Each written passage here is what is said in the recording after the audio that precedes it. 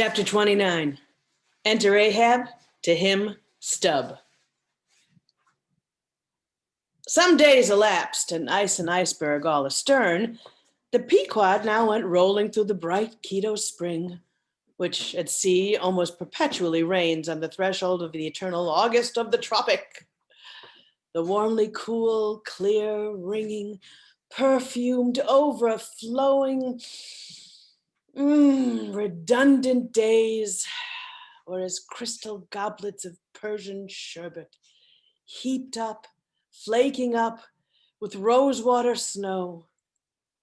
The starred and stately nights seemed haughty dames in jeweled velvets, nursing at home in some lonely pride the memory of their absent conquering earls, the golden helmeted sons.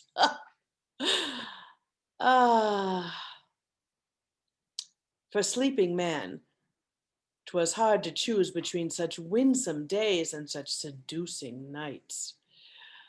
But all the witcheries of that unwaning weather did not merely lend new spells and potency to the outward world. Inward they turned upon the soul, especially when the still, mild hours of eve came on. Then memory shot her crystals as the clear ice most forms of noiseless twilights. And all these subtle agencies, more and more, they wrought upon Ahab's textures. Old age is always wakeful, as if the longer linked with life, the less man has to do with aught that looks like death. Among sea commanders, the old graybeards will oftenest leave their berths to visit the night-cloaked deck, and it was so with Ahab. Only that now, of late, he seemed to so much live in the open air that, truly speaking, his visits were more to the cabin than from the cabin to the planks. "Feels like going down into one's tomb," he would mutter to himself, "for an old captain like me to be descending this narrow scuttle to go to my grave-dug berth." So, almost every 24 hours, when the watches of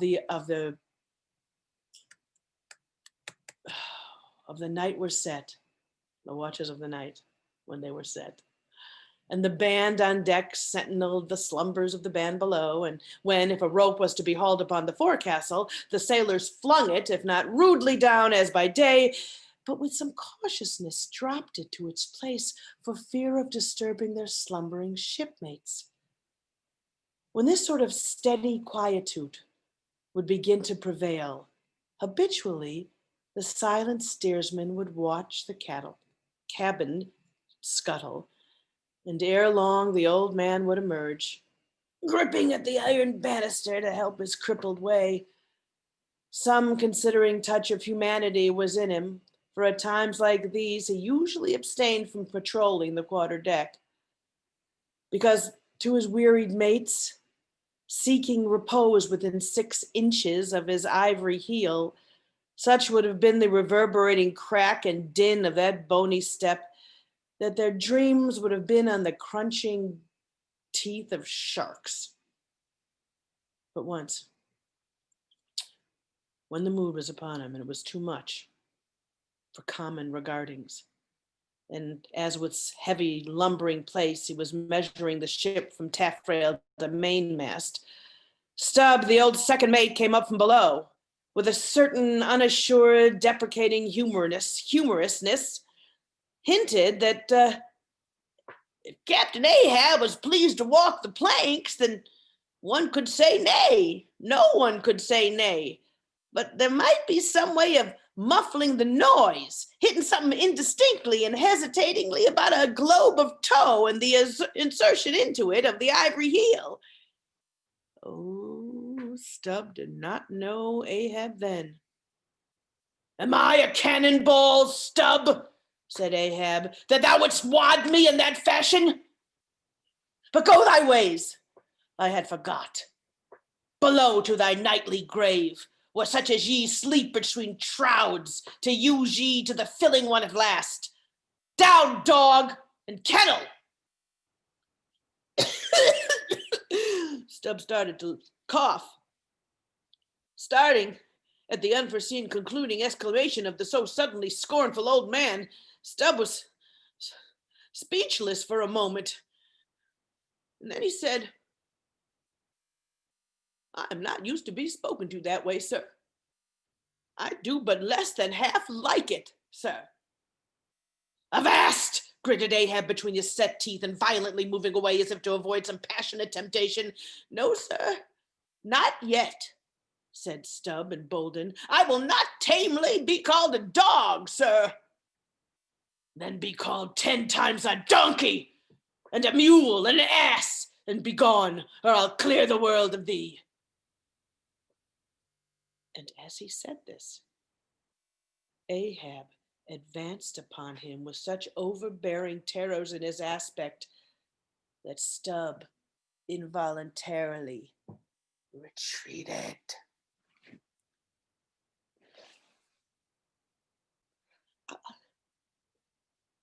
"I was never so served before without giving a hard blow for it," muttered Stubb as he found himself descending in the cabin scuttle. "Very queer. Stop, Stubb! Somehow now I don't know well whether to go back and strike him or... What is this? I'm thinking I want to go down on my knees and pray for him." Yes, that was the thought coming up in me. But it would be the first time I ever did pray. It's queer, very queer, and he's queer too. I take him fore and after. He's about the queerest old man Stubb ever sailed with. Oh, did you see how he flashed at me? His eyes like powder pans. Is he mad? Anyway, there's something on his mind. As sure as there must be something on a deck when it cracks. He ain't in his bed now, neither. More than 3 hours out of the 24, and he don't sleep then.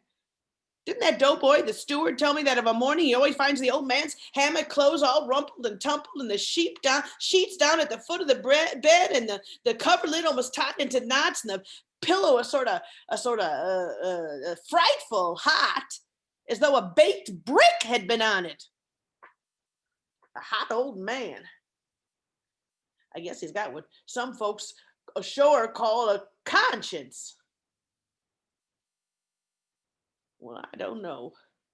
It's a kind of tick-dolly row, they say. Worse nor a toothache. I don't know. I do not know. I do not know what it is, but the Lord keep me from catching it.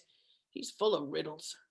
I wonder what he goes into the afterhold for every night, as Doughboy tells me he suspects. What's that for? I should like to know.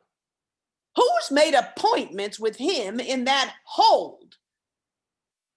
Ain't that queer now? Who's there? Who is there in that hold? There's no telling. It's the old game. Here goes for a snooze. Guess so, damn me. It's worth a fellow's while to be born into the world if only to fall right asleep. Oh, I wish I could fall right asleep. Damn me. And now that I think of it, that's about the first things babies do, and that's sort of queer too. Damn me, but all things are queer, come to think of them. All things, and that's against my principles. Think not is my 11th commandment, and sleep when you can is my 12th. So, here we goes again. Oh, but how's that? Didn't he call me a dog? A dog! How can I not answer when he calls me a dog? What is the devil the matter with me? He might as well have kicked me and done with. Well, maybe he did kick me. Maybe he kicked me and I did not observe it. I was so taken all aback with his brows somehow. It flashed like a bleached bone. Oh, what the devil is the matter with me? I don't stand right on my legs. Coming afoul of that old man has sort of turned me the wrong side out. By the Lord, I must have been dreaming, though. How? How? How?